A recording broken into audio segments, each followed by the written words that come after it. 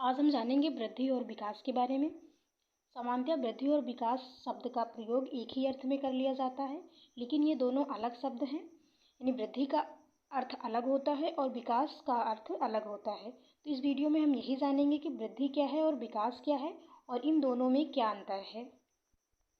सबसे पहले हम ये जानेंगे कि वृद्धि क्या है, यानी ग्रोथ क्या होती है।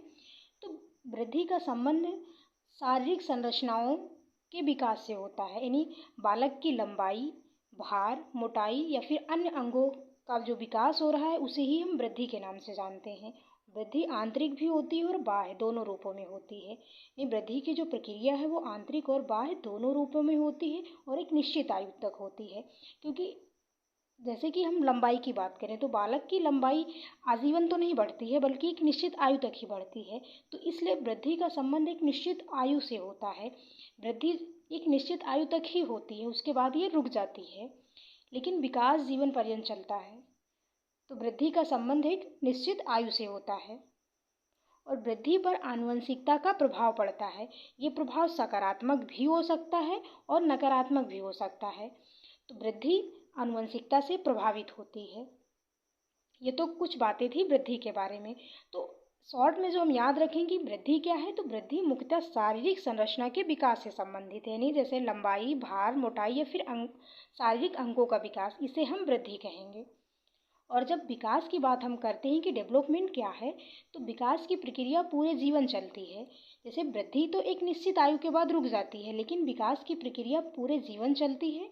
और विकास की प्रक्रिया में बालक का शारीरिक, क्रियात्मक, संज्ञानात्मक यानी कॉग्निटिव डेवलपमेंट, लैंग्वेज का डेवलपमेंट इन भाषागत जो विकास पक्ष है, संवेगात्मक और सामाजिक विकास, ये सभी सम्मिलित होते हैं। यानी विकास में सभी पक्ष सम्मिलित होते हैं। बालक में क्रमबद्ध रूप से होने वाले सुसंगत परिवर्तन की क्रमिक श्रृंखला को ही हम विकास कहते हैं। यानी बालक में जो सिस्टमैटिक चेंज हो रहे हैं, जो क्वालिटेटिव चेंज हो रहे हैं, उन्हें हम विकास कहते हैं, और जो क्वांटिटेटिव चेंज होते हैं उन्हें हम वृद्धि कहते हैं। तो यहाँ हम ये याद रखेंगे कि जो वृद्धि है उसे मापा जा सकता है, लेकिन विकास को मापना कठिन है, ये गुणात्मक होता है। तो अब आप लोग समझ गए होंगे कि वृद्धि का अर्थ क्या होता है और विकास का अर्थ क्या होता है। तो इसमें अब हम डिफरेंस देखेंगे कि वृद्धि और विकास में अंतर क्या होता है। तो इसमें जो पहला अंतर है वो है कि वृद्धि को हम माप सकते हैं, यानी वृद्धि को मापा जा सकता है, लेकिन विकास को सामान्यतः मापना कठिन है। यानी इसे मापना कठिन, ऐसा नहीं कि मापा बिल्कुल भी नहीं जा सकता है, लेकिन इसे मापना बहुत कठिन है, क्योंकि ये गुणात्मक होता है। परिमाणात्मक चीज़ तो मापी जा सकती है, लेकिन गुणात्मक चीज़ मापना कठिन होता है, इसका आकलन किया जा सकता है। नेक्स्ट जो इनके बीच डिफरेंस है वो है कि वृद्धि की प्रक्रिया आजीवन नहीं चलती है। वृद्धि शारीरिक पक्ष से संबंधित है, अतः एक निश्चित आयु के बाद ये रुक जाती है, लेकिन विकास की प्रक्रिया आजीवन चलती है। डिफरेंस नेक्स्ट जो इनके बीच में डिफरेंस है वो ये है कि वृद्धि की प्रक्रिया आंतरिक और बाह्य दोनों रूप में होती है। यानी वृद्धि हमें दिखाई भी देती है और ये आंतरिक रूप से भी होती है, यानी बाह्य रूप से भी होती है और आंतरिक रूप से भी होती है। लेकिन विकास की प्रक्रिया केवल आंतरिक रूप से होती है, विकास को हम देख नहीं सकते हैं। तो इनके मध्य एक इम्पॉर्टेंट डिफरेंस ये भी है, एग्जाम में पूछा जा सकता है कि वृद्धि आंतरिक और बाह्य दोनों है या फिर केवल आंतरिक है। तो वृद्धि आंतरिक और बाह्य दोनों होती है और विकास जो है केवल आंतरिक रूप से होता है।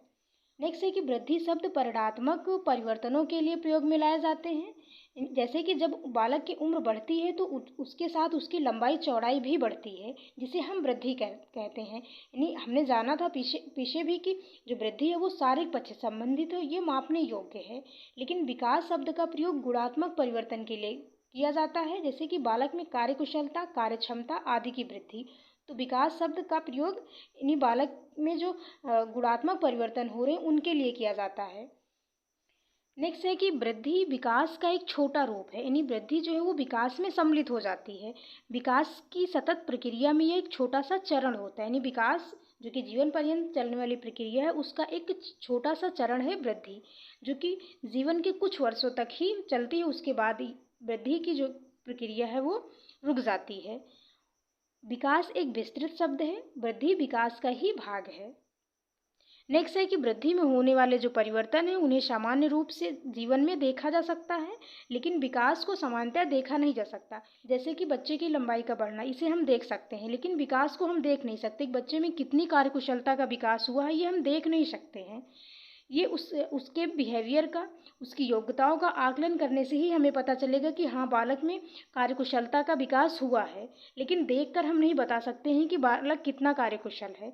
तो विकास को सामान्यतः देखा नहीं जा सकता, क्योंकि जीवन में यह अप्रत्यक्ष रूप से होता है। जो विकास है वो अप्रत्यक्ष रूप से यानी केवल आंतरिक रूप से है, तो इसलिए इसे देखा नहीं जा सकता है।